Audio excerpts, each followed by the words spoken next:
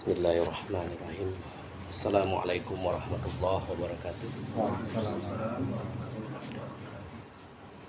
Alhamdulillahirabbil alamin. Wassalatu wassalamu ala asrofil anbiya'i wal mursalin Sayyidina Muhammadin wa ala alihi wa sahbihi ajma'in. Puji syukur kita panjatkan kehadiran Allah Subhanahu wa taala.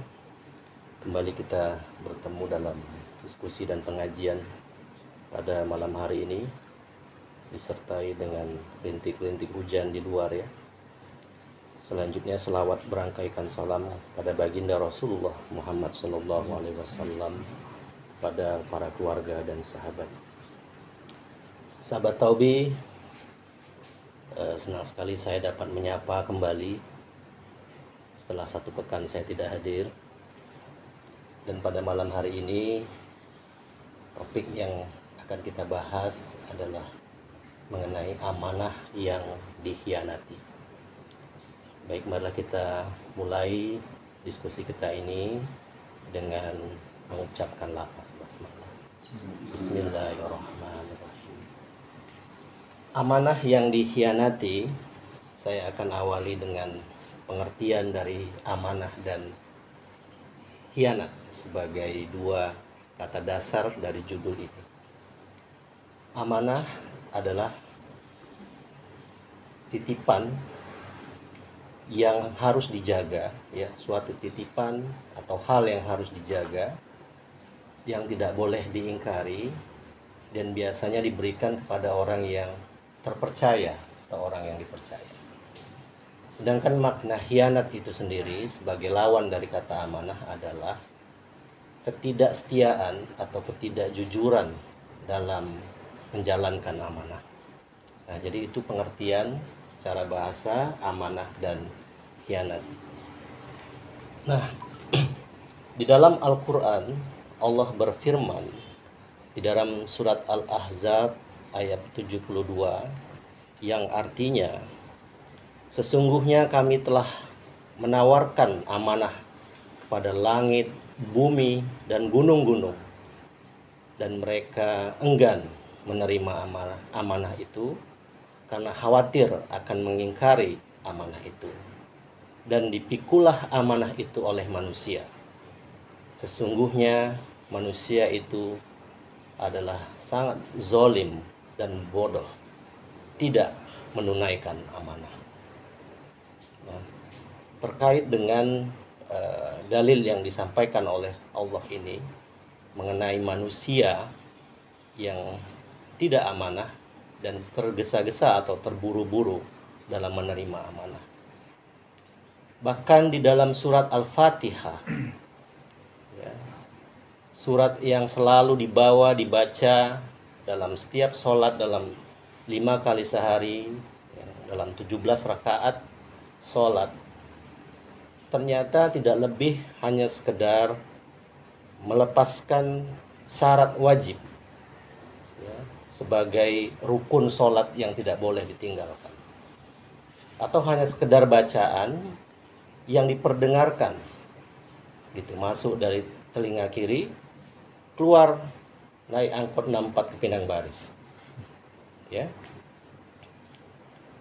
Padahal di dalam surat Al-Fatihah yang selalu kita baca itu terkandung amanah ya, terkandung amanah, khususnya di dalam ayat ke-7 poin 1, 2, dan 3. Dan tentu ini akan terkait dengan ayat sebelumnya, ayat ke-6 ya. Ihdinas siratal mustaqim siratal ladzina an'amta 'alaihim ghairil maghdubi 'alaihim waladdallin. Nah, terkait dengan amanah, oke lah, mungkin kita tidak ingat bagaimana kesaksian kita ketika berada di alam ruh. Mungkin kita tidak ada yang mengingat bagaimana Allah telah memberikan ketetapan atas kita tentang langkah rezeki pertemuan maut di alam rahim. Namun ketika Allah menghadirkan manusia ke dunia, maka segala apa yang melekat di dalam diri manusia itu adalah amanah. Baik itu fisik dengan segala kesempurnaan, akal, pikiran, tenaga, iman, harta, kekayaan, kekuasaan, dan lain-lain. Ya. Lantas bagaimana dengan amanah yang ada di dalam surat Al-Fatihah yang selalu kita baca-baca, namun tidak pernah kita pahami, tidak pernah kita pelajari maknanya?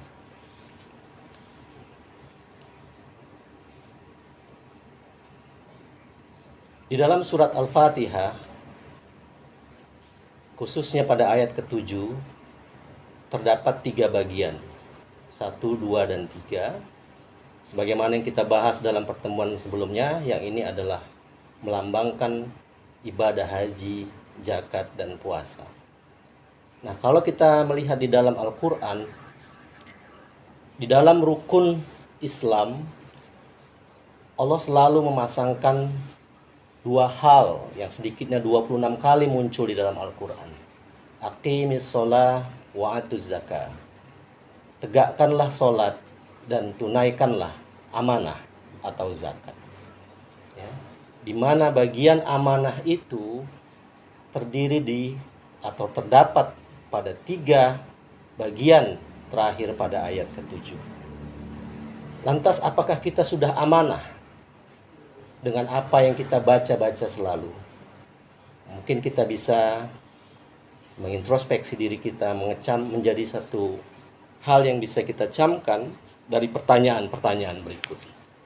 Yang pertama, walad dolin, ya, bukan jalan yang sesat. Maka pertanyaannya adalah, apakah hijrah yang kita lakukan, yang disimbolkan dalam setiap rangkaian ibadah haji itu, yang sejatinya itu adalah merupakan perjalanan manusia dalam mengenal Tuhannya, telah menemukan titik keseimbangan? Apakah kita memahami hikmah atau hakikat dari setiap rangkaian ibadah haji itu? Maka kalau tidak, maka masuklah kita dalam golongan dolin yang mengkhianati amanah yang ketiga ini. Kemudian ghairil maghdubi alaihim. Apakah kita telah mengeluarkan apa-apa yang telah Allah amanahkan dalam diri kita? Apakah itu hanya berupa harta? Lantas bagaimana dengan ilmu pengetahuan kita? Bagaimana dengan kekuasaan kita? Bahwa di dalam harta yang kita miliki itu ada hak orang lain yang harus kita sampaikan. Kemudian pada ayat ke-7, poin yang pertama, siratal ladzina an'amta alaihim.